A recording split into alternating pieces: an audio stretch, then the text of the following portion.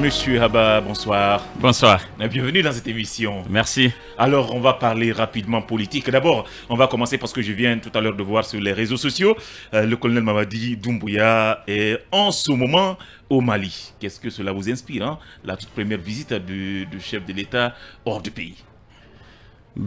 C'est une bonne chose, puisque de toutes les façons, la Guinée ne vit pas à vase clos. La Guinée vit avec ses voisins de la sous-région. Un problème du Mali, sera le problème de la Guinée.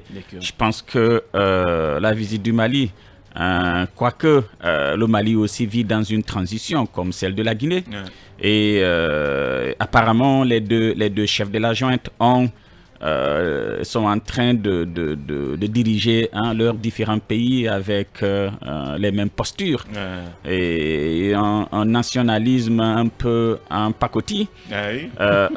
J'espère que de toutes les façons que c'est beaucoup plus pour désamorcer la crise malienne que pour aller participer à différentes festivités. Alors, parlons à présent politique. Commençons par d'abord l'institutionnalisation. Je n'arrive pas à prononcer l'institutionnalisation du cadre, excusez-moi, du cadre de dialogue politique, vous le demandiez. Cette nouvelle, comment elle a été accueillie à l'ANAD? À l'ANAD, la nouvelle a été accueillie de façon circonspecte, de façon... Avec prudence. Absolument.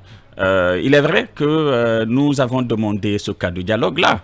Il est vrai que le décret constitue une ouverture, mais nous restons prudents. Pourquoi? Parce que tous les contours, le contenu, et comment ça va se dérouler, nous n'en savons rien d'autre. Le décret n'a mentionné ni la médiation de la CEDEAO, ni, n'est-ce pas, les partenaires techniques les partenaires techniques et financiers. Et le discours, n'est-ce pas, qui doit mettre le discours d'appel qu'a fait le Premier ministre n'a non plus pas fait mention de ces éléments-là, étant donné que la Guinée vit une crise de confiance extrême. C'est vrai que nous allons parler entre nous, frères guinéens, mais quand nous n'allons pas nous comprendre, je pense qu'il est mieux d'avoir des gens qui nous aident habituellement, qui pourraient essayer de rapprocher les différentes positions afin de tirer, de sortir enfin de ce tâtonnement-là.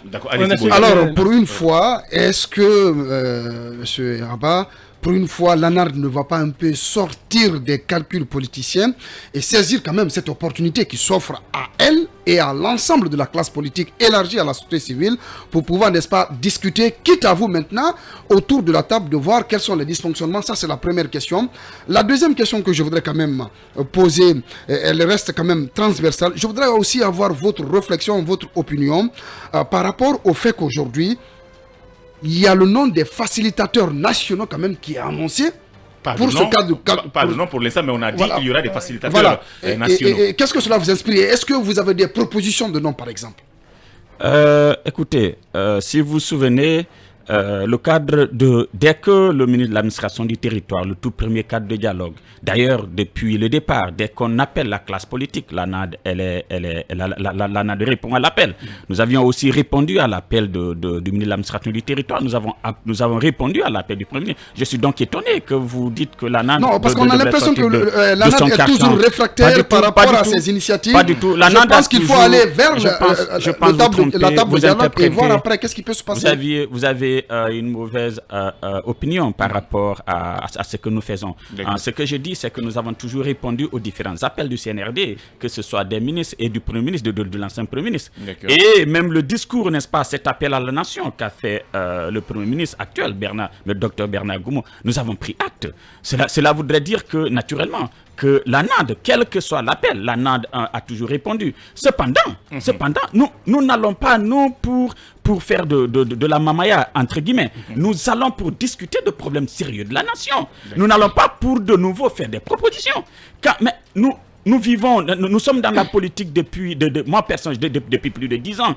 Il y a eu énormément de dialogues en Guinée. Je pense que les contours, les gens connaissent.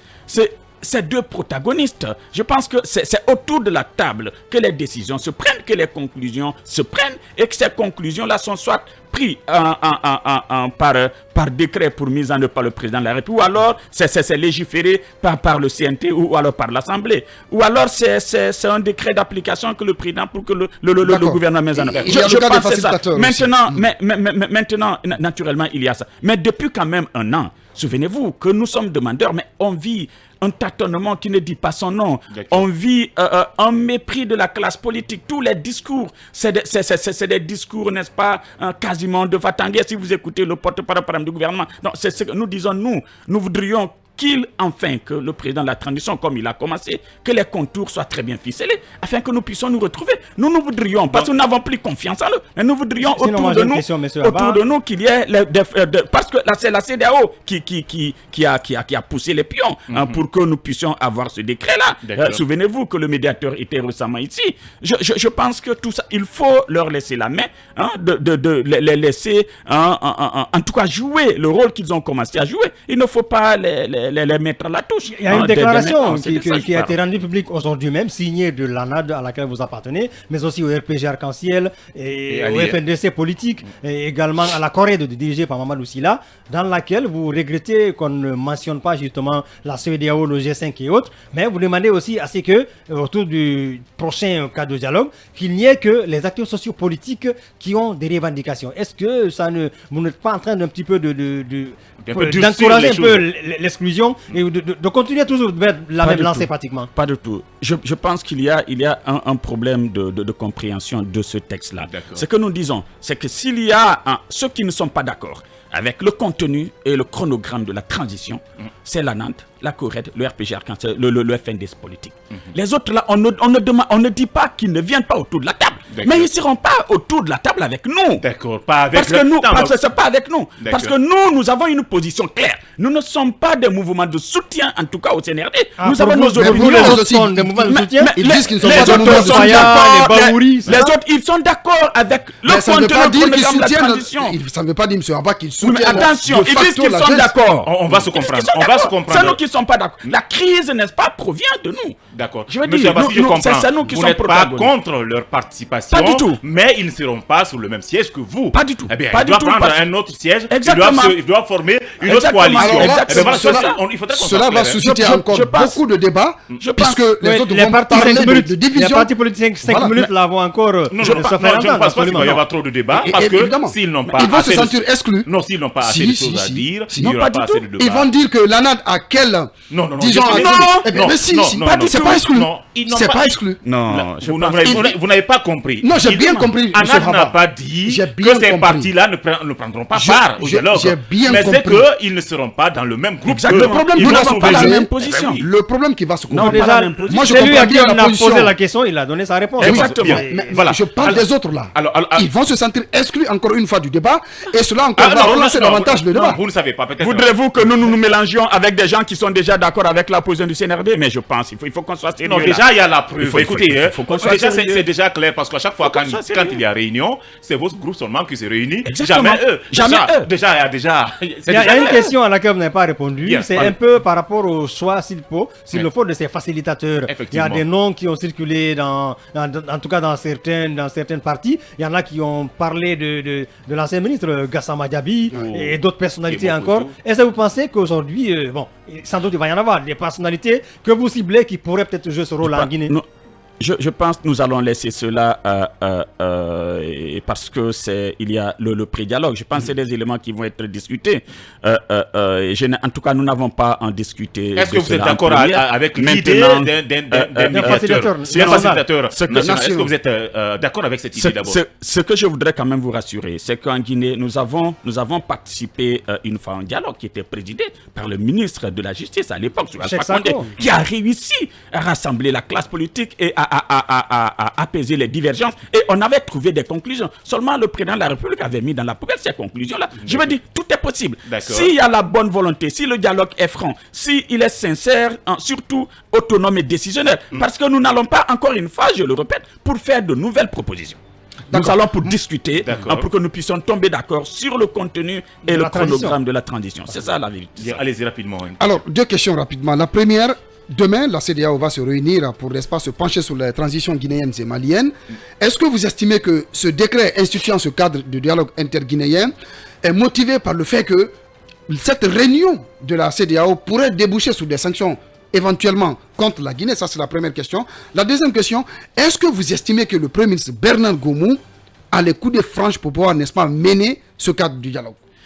Ce que je peux vous dire, c'est que on a comme l'impression qu'à chaque fois que la CEDEAO a des réunions, n'est-ce pas, de prise de décision importantes, le CNRD, n'est-ce pas, s'active pour mettre quelques actions de façon à apaiser, n'est-ce pas, l'ardeur de la CEDEAO. Ça, il faut le reconnaître parce que nous vivons, mais il y a, depuis quand même un an, on ne fait que tâtonner. Hein. On ne voit pas concrètement quels sont les actes qui sont posés pour le retour à l'ordre constitutionnel. Je pense que c'est ça qui doit inquiéter plus d'un Guinéen. Maintenant, en ce qui concerne le Premier ministre Bernard Goumou, j'ai lu un tout petit peu ce qu'il a fait au ministère du Commerce. Il est arrivé, il semble, à réaliser quand même certaines choses extrêmement importantes. C'est quelqu'un, il semble, qui peut être à l'écoute de tout le monde, qui est un très bon technocrate. Maintenant, il a plusieurs mois d'expérience. La première chose qu'il faut noter, c'est qu'il est d'accord avec son patron. Et ils sont, contrairement, n'est-ce pas, à l'ancien Premier ministre, qui, n'est-ce pas, ne se comprenait pas du tout avec le CNRD. Donc je me dis, si le président de la transition, le CNRD, lui fait confiance et naturellement pour qu'il puisse conduire, n'est-ce pas, ce dialogue-là, pourquoi pas, il pourra réussir. Mais si la volonté qui a été affichée dès le 5 septembre, la volonté de ne rien partager, la volonté de diriger de façon unilatérale cette transition, si c'est la même volonté, malheureusement, il ne pourra pas réussir. Oui, l'autre aspect de l'actualité, c'est la tenue prochaine du procès des massacres du 28 septembre. Qu'est-ce que ça vous inspire? Qu'est-ce que ça pourrait apporter à la Guinée en termes de justice et pour l'avancée démocratique du pays? Je pense que notre pays a connu énormément, n'est-ce pas, de crimes, et avant même le 28 septembre. Mais le 28 septembre était, on va dire, l'apothéose. Et cela dit, la communauté internationale et même les victimes qui sont en Guinée attendent quand même depuis plus de 10 ans. Hein, 13 ans, plus précisément. Voilà, 13 ans que la justice soit rendue. Et ce que j'espère, en tout cas, c'est que cette justice soit au-dessus complètement de la mêlée, que la justice soit impartiale et qu'elle ne soit pas instrumentalisée. Parce que si cette justice est instrumentalisée, malheureusement, les victimes, nos droits ne sera pas dit, les victimes vont rester sur leur faim et malheureusement, ça va crier partout et c'est notre pays, l'image de notre pays qui va s'estomper, qui va complètement sombrer parce que nous n'avons pas pu faire justice. Et donc, la CPI risque de reprendre la main. Maintenant, pourquoi, la question que je me pose, pourquoi ils ont choisi cette date historique pour la Guinée du 28 septembre pour débuter, n'est-ce pas, cette justice-là? Moi, j'aurais conseillé, n'est-ce pas, au gouvernement de la transition, notamment au ministre de la Justice, de choisir une autre date.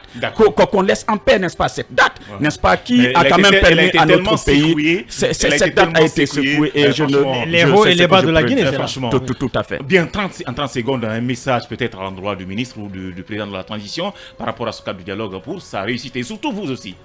Absolument. C'est leur dire que nous politiques, nous ne sommes pas normalement des adversaires du CNRD. Nous sommes venus en politique, n'est-ce pas, pour conquérir le pouvoir. Nous n'avons pas d'agenda caché. Et pour ce faire, nous voudrions discuter entre frères de façon, n'est-ce pas, franche, n'est-ce pas, de façon autonome et de façon décisionnelle. Qu'ils se mettent au-dessus de la mêlée, qu'ils mettent un peu de l'eau dans leur orgueil pour que la Guinée puisse enfin bouger, puisque le monde est devenu tellement compétitif. Vous êtes prêts à faire des concessions. Il faut le dire, parce absolument, nous sommes prêts. Parce que là, on a l'impression que nous sommes prêts. Absolument. Nous avons discuté de longtemps large aujourd'hui. Nous sommes prêts, naturellement, à aller de l'avant. Et donc, j'espère qu'on se comprendra cette fois. Inch'Allah, franchement, c'est le souhait de tous les Guinéens. Merci infiniment à vous, fidèles auditeurs. Et merci surtout à notre invité, Monsieur Pépé Francis Abba. Il est le président de l'UGDD. Et merci au talker Alpha Mamadou et l'homme de Djingi. Merci aux techniciens. Merci de dire ça. Vraiment. Merci beaucoup. Au revoir.